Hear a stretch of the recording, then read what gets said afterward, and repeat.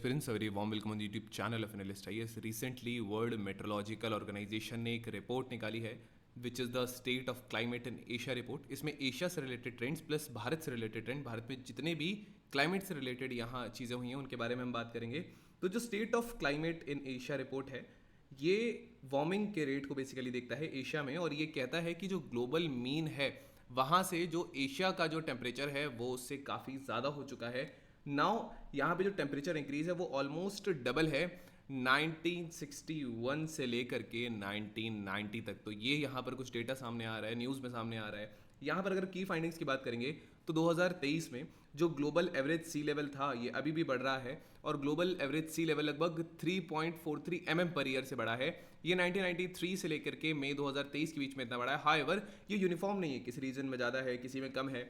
सबसे ज़्यादा जो डिजास्टर हिट रीजन यहाँ पे देखे गए हैं वो एशिया देखा गया है. Weather, climate, water related disasters से हीट वेव में इंटेंसिफिकेशन हुआ है. हीट वेव का इंपैक्ट एशिया में बहुत वर्ष हो गया 2023 में.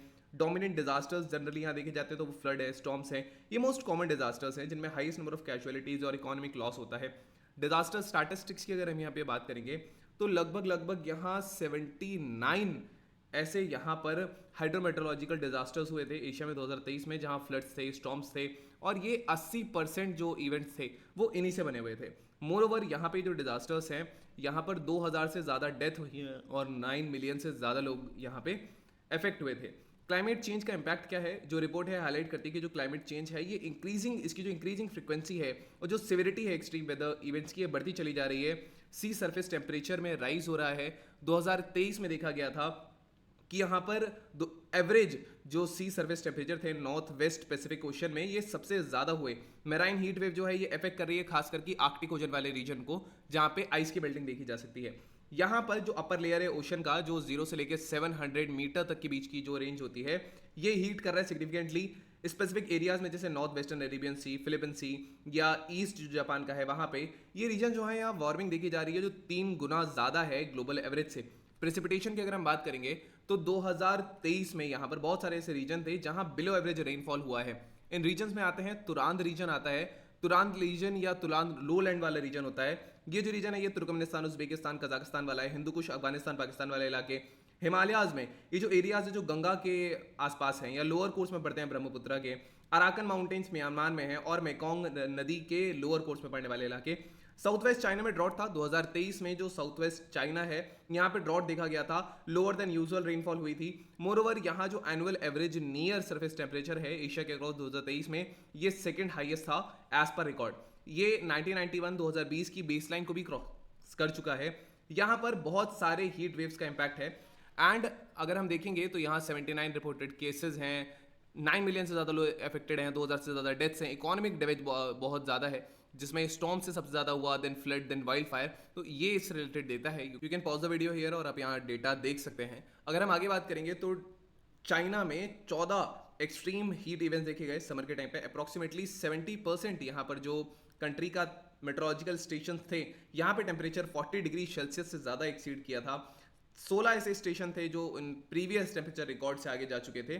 तो ये यहाँ पर कुछ चीज़ें हैं. रैपिड वार्मिंग देखी जा रही है, ये डबलिंग है. रिकॉर्ड ब्रेकिंग टेम्परेचर्स देखे जा रहे हैं. मोरओवर यहाँ सीवियर हीट वेव्स देखे जा रहे हैं पर्टिकुलरली जापान और चाइना में. यहाँ पर भारत में क्या इंपैक्ट पड़ेगा, तो भारत में जो इंपैक्ट है एक्सट्रीम वेदर इवेंट्स का बहुत स्ट्रांगली देखा गया है. जैसे सीवियर हीट वेव्स आप देख सकते हैं. मोरओवर रेनफॉल इंड्यूस फ्लड्स है, ग्लेशियर लेक आउटबर्स्ट है, ट्रॉपिकल साइक्लोन्स का आना है, सीवियर हीट वेव्स है. अप्रैल जून 2023 में यहाँ 110 डेथ यहाँ भारत में हुई थी हीट स्ट्रोक की वजह से. उत्तर प्रदेश के कई इलाकों में बलिया, देवरिया ऐसे डिस्ट्रिक्ट्स में टेम्परेचर जो है वो 42-43 डिग्री सेल्सियस पहुंच चुका था.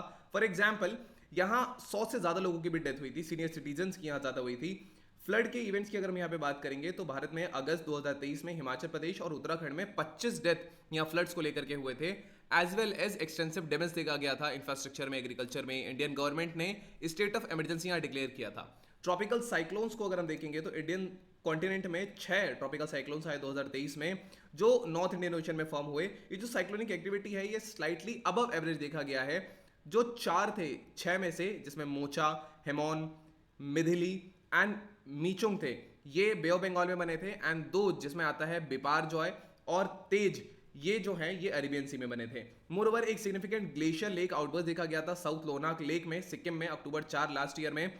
यहाँ पे चुंगतांग डैम जो है तीस्ता रिवर पे वो लीक हो गई थी, डैमेज हो गई थी, एंड यहाँ पर 40 से ज़्यादा लोगों की डेथ हुई थी। इम्पैक्ट पड़ता है इसका इकोसिस्टम पे। रैपिड वार्मिंग है, एशिया वार्मर है, फास्टर वार्म कर रहा है ग्लोबल एवरेज से, एंड मोर ओवर यहाँ सी सरफेस टेम्परेचर इंक्रीज हो रहा है, ग्लेशियल रिट्रीट ज़्यादा देखने को मिल रही है, इकोसिस्टम पे इम्पैक्ट यहाँ बहुत ज़्यादा है। ये इंडिकेटर्स एक मेजर कॉन्सिक्वेंसेज हैं एशिया के इकोसिस्टम और इकोनॉमीज को लेकर के। तो यहाँ इतना लगभग $160 बिलियन का इकोनॉमिक लॉस यहाँ देखा जा सकता है। ये अलग अलग चीज़ें हैं, जीडीपी पर भी इसका काफ़ी ज़्यादा इफेक्ट पड़ेगा, इकोनॉमिक डिसरप्शन है, यहाँ पर बहुत फ्रेजाइल इकोसिस्टम है एशिया में, तो ये इसको अफेक्ट करेगा। एडेप्टेशन चैलेंजेस यहाँ हो सकते हैं।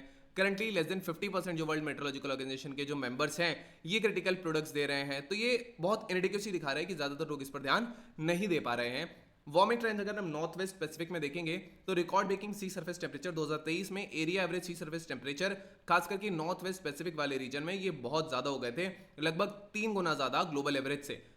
मैराइन हीट वेव्स की अगर हम बात करेंगे तो फार रीचिंग कॉन्सिक्वेंसेज होते हैं इनके मैराइन इकोसिस्टम को डिसरप्ट करने के लिए, डेड जोन्स वगैरह बन जाते हैं।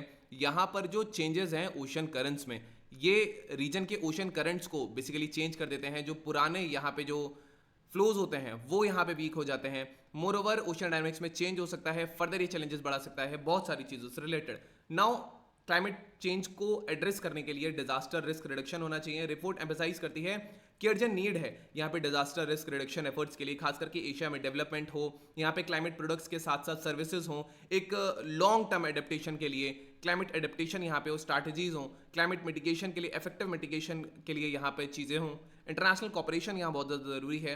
एशिया में कोऑर्डिनेटेड एफर्ट्स चाहिए सारी कंट्रीज़ के बीच में, टेक्नोलॉजिकल रिसोर्सेज, फाइनेंशियल, ये सारी चीज़ें।